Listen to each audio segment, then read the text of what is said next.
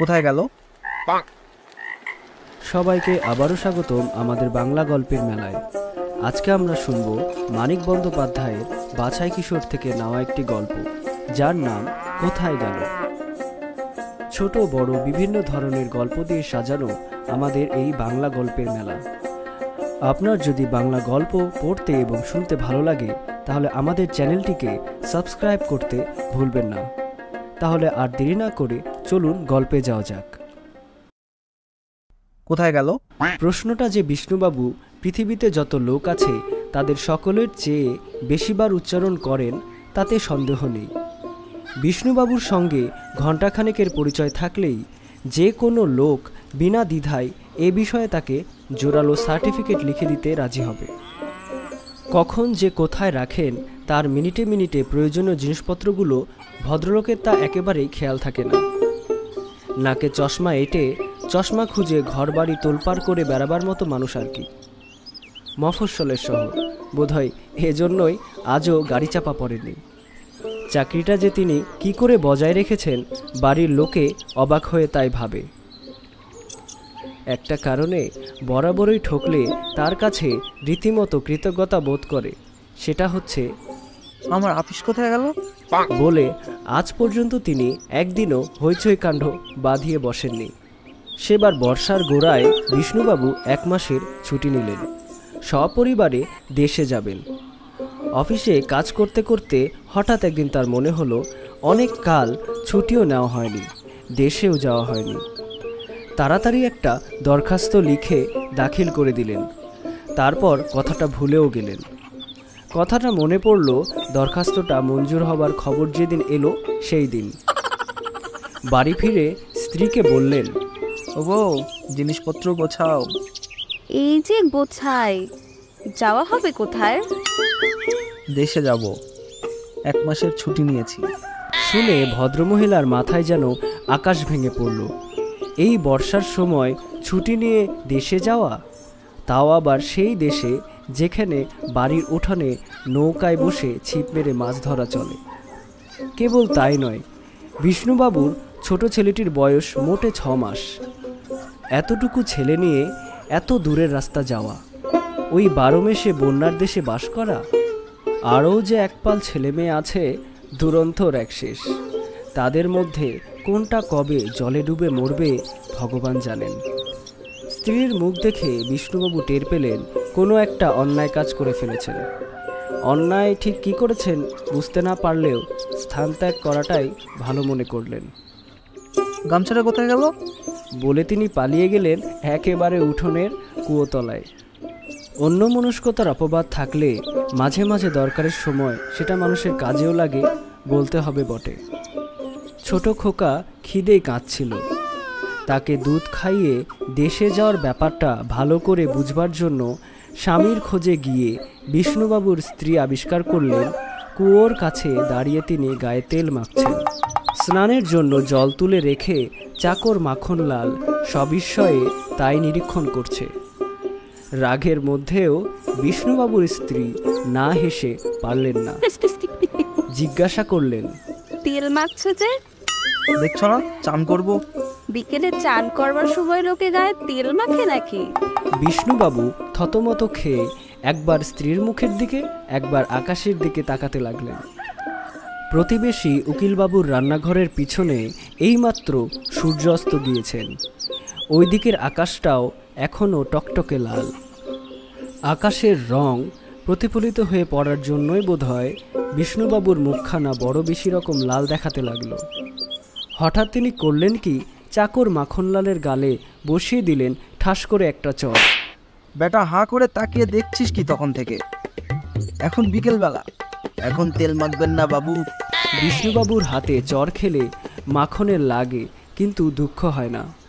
চাকরকে মারলেই একটু পরে বিষ্ণুবাবুর এমন গভীর অনুতাপ উপস্থিত হয় যে নিজের জরিমানা বাবদ কিছু তার হাতে গুজে না দেওয়া পর্যন্ত তিনি স্বস্তি পান না।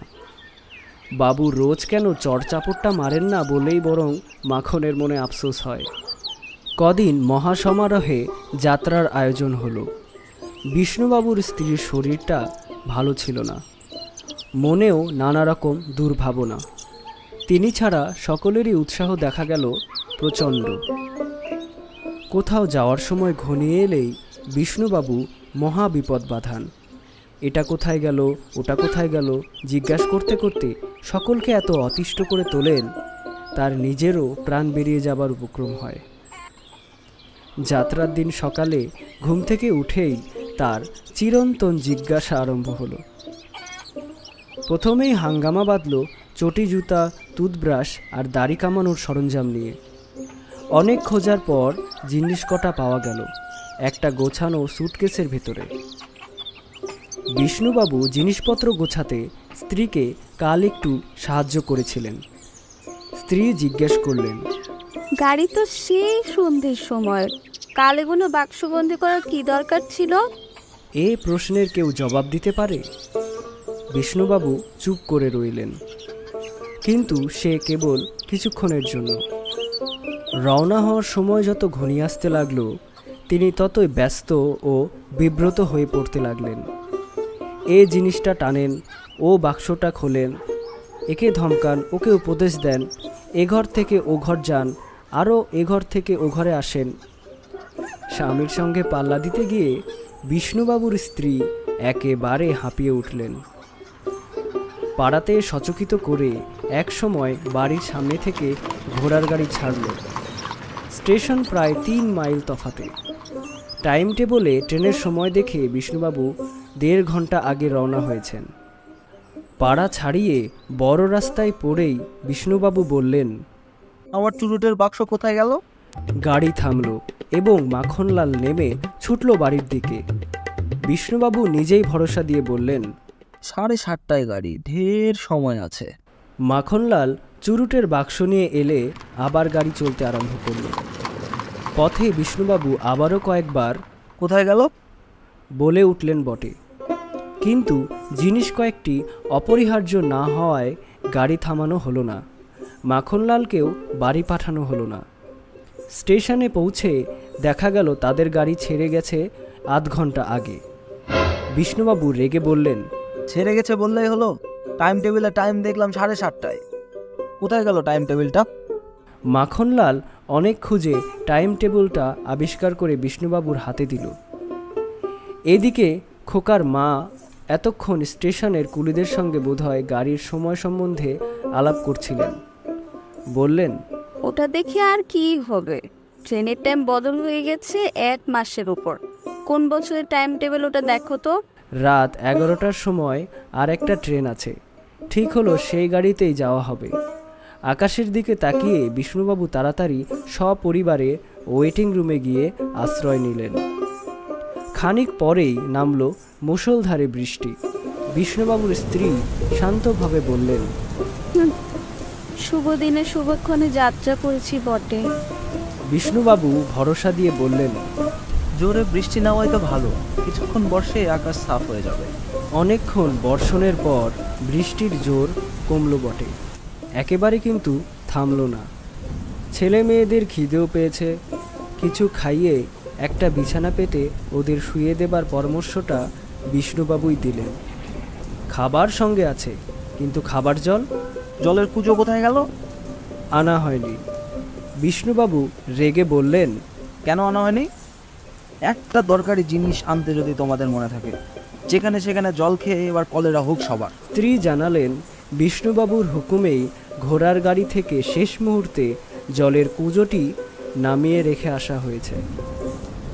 এমনি মালপত্র হয়েছে এক গাদা, তার উপর কুজোর বোঝা বইতে তিনি রাজি হননি। বিষ্ণুবাবু দমে গিয়ে বললেন, খাবার জলের কুজোটা নামাতে বলেছিলাম নাকি? যা হাঙ্গামা চলছে কদিন থেকে, মাথার কি ঠিক থাকে কারো? মাখন ছাতি মাথায় দিয়ে গিয়ে খাবার জল সংগ্রহ করে নিয়ে এলো। খাওয়ার পর ছেলেমেয়েরা সকলেই একে একে ঘুমিয়ে পড়ল। খোকাকে পাশে নিয়ে শুয়ে বিষ্ণুবাবু, ঘুমিও না, সবাই মিলে ঘুমিও না। ঢুলতে ঢুলতে মাঝে মাঝে চমকে সজাগ হয়ে বলতে লাগলেন, ঘুমিও না, তুই যে বড় ঘুমোচ্ছিস মাখন। মাখনও চমকে সাড়া দিতে লাগলো, আজ্ঞে না বাবু, ঘুমাইনি। মাখনকে অবশ্য বেশিক্ষণ সাড়া দিতে হলো না। খানিক পরে বিষ্ণুবাবু নিজেই ঘুমিয়ে পড়লেন। মাখনও ঘুমিয়ে পড়ত, কিন্তু নিজের ভাগের খাবার খেয়ে বেচারির পেট ভরেনি। চুপি চুপি কিছু খাবার সংগ্রহের জন্য আবার সে জেগে রইল। খাবার জোগাড় করে পেটটি ভরিয়ে মাখন আবার সেই ঘুমের আয়োজন করতে যাবে। বছর তিনেকের একটি ছেলে জেগে কাঁদতে আরম্ভ করায় বিষ্ণুবাবুর স্ত্রী তাকে মাখনের কোলে ফেলে আবার শুয়ে চোখ বুজলেন। মাখনের আর ঘুম এলো না এবং জোর বৃষ্টির মধ্যে সে শুনতে পেল গাড়ির আসবার প্রথম ঘন্টা। একটু চিন্তা করে বাবুর হাতঘড়িটা দেখে মাখন বাবুকে ডেকে তুলল। তারপরেই বেঁধে গেল হইচই কাণ্ড। বিষ্ণুবাবু এক এক হ্যাচকা টানে এক একটি ছেলে মেয়েকে ঘুম ভাঙিয়ে দাঁড় করিয়ে দিতে লাগলেন। কেবলই বলতে লাগলেন, ডাক ডাক কুলি বেটাদের ডাক, বাদ বাদ বিছানাপত্র বাদ। ফসকালো রে, এ গাড়িটাও ফসকালো। গাড়ির অপর দিকের প্ল্যাটফর্মে দাঁড়িয়ে ওভারব্রিজ পার হয়ে যাওয়া চাই। এই বৃষ্টির মধ্যে এতগুলো ছেলেমেয়ের মোটবহন নিয়ে এটা সোজা কাজ নয়। গাড়ির প্রথম ঘন্টা যদিও কেবল পড়েছে, এই দিকে ঘড়িতে পার হয়ে গিয়েছে গাড়ির সময়। বিষ্ণুবাবু একেবারে খেপে যাবার উপক্রম করলেন। বিছানা গুটিয়ে সকলকে নিয়ে কোনো রকমে ভিজতে ভিজতে ওই দিকের প্ল্যাটফর্মে পৌঁছানো গেল। এখনও ট্রেনের দেখা নেই। প্রকাণ্ড একটা নিঃশ্বাস ফেলে বিষ্ণুবাবু বললেন, দাও খোকাকে আমার কাছে দাও। খোকা তো তোমার কাছেই। কি সর্বনাশ, খোকা কোথায় গেল? মাখন তুই এখানে দাঁড়া ওদের নিয়ে, বলে ব্যাকুলভাবে বিষ্ণুবাবু সোজা লাইন ডিঙিয়ে ওয়েটিং রুমের দিকে ছুটলেন। তার স্ত্রীও প্ল্যাটফর্ম থেকে লাফ দিলেন লাইনে। ওয়েটিং রুম ফাঁকা। বিষ্ণুবাবু ধপ করে মেঝেতে বসে পড়লেন। কাতরভাবে বললেন, কুলিরা নিশ্চয় চুরি করেছে। কুলিরা অতটুকু ছেলে চুরি করবে কেন? তাছাড়া কুলি দুটো বরাবর আমাদের সঙ্গেই ছিল। একটু দম নিয়ে দুজনে ফিরলেন। আবার গেলেন ব্রিজের উপর দিয়ে, দুদিকে তাকাতে তাকাতে, যদি ফেলে গিয়ে থাকেন। কিন্তু কোথায় খোকা? খোকার চিহ্নও নেই কোথাও। ছেলেমেয়েরা কাঁদছে, মাখন তাদের আগলিয়ে রেখেছে। বিষ্ণুবাবুর স্ত্রীও কাঁদতে আরম্ভ করলেন। ব্যাপারটা যেমন ভয়ানক তেমনই আশ্চর্য। মাখন যখন সকলকে ডেকে তুলল, খোকা তখন বিষ্ণুবাবুর স্ত্রীর পাশে শুয়ে আছে। তারপর কুলি ডাকা, ছেলে মেয়েদের ডেকে তোলা, বিছানা বাঁধা, এই সব হট্টগোলের মধ্যে একটা জ্যান্ত শিশু শূন্যে মিলিয়ে গেল। বিষ্ণুবাবুর স্ত্রী হঠাৎ কাঁদতে কাঁদতে বললেন, বাবা শুনছো? খোকার কান্না শুনতে পাচ্ছি আমি। কোথায় যেন কাঁদছে খোকা। বিষ্ণুবাবুরও মনে হচ্ছিল দু একবার খোকার কান্না যেন অতি ক্ষীণভাবে দূর থেকে তার কানে ভেসে এসেছে। কিন্তু ব্যাপারটা মনের ভুল বলে আমল দেননি। এবার স্ত্রীর সমর্থন পেয়ে বললেন, স্টেশনের আগাগোড়া আমি তন্ন তন্ন করে খুঁজবো। মাখন, আমার টর্চটা গেল কোথায়? মাখন একটা বিছানা দেখিয়ে বলল, আজ্ঞে ওর মধ্যে। বিছানাটা ওয়েটিং রুমে পাতা হয়েছিল। টর্চ হাতে স্টেশনের প্রত্যেক ইঞ্চি স্থান খুঁজে দেখবেন। স্থির করে প্রকাণ্ড অভিযান যাবার আগে বড় বড় বীরদের যেমন মুখের ভাব হয়, সেই রকম মুখ করে বিষ্ণুবাবু বললেন, টর্চটা বার করো। বিছানা খোলা হলো। টর্চটা অবশ্য পাওয়া যেত বিছানার মধ্যেই, কিন্তু খোকাকেও আধমরা অবস্থায় তার মধ্যে পাওয়াতে কেউ আর টর্চের জন্য মাথা ঘামালো না। ভাগ্যে বিছানাটা তাড়াতাড়িতে আলগা করে গোটানো হয়েছিল। ভাগ্যে খোকার মুখটা পড়েছিল ধারের দিকে। তবু আর কয়েক মিনিট দেরি হলো। খোকা কোথায় গেল? এই প্রশ্নের জবাব বোধহয় আর পাওয়াই যেত না। বিষ্ণুবাবু উঠে দাঁড়িয়ে মাখনের গালে ঠাস করে একটা চর বসিয়ে দিলেন। শয়তান, তোকে আমি ফাঁসি কাটে লটকিয়ে ছাড়বো। বিষ্ণুবাবুর স্ত্রী বললেন, বিছানাটা গুছিয়েছিলে কিন্তু তুমি।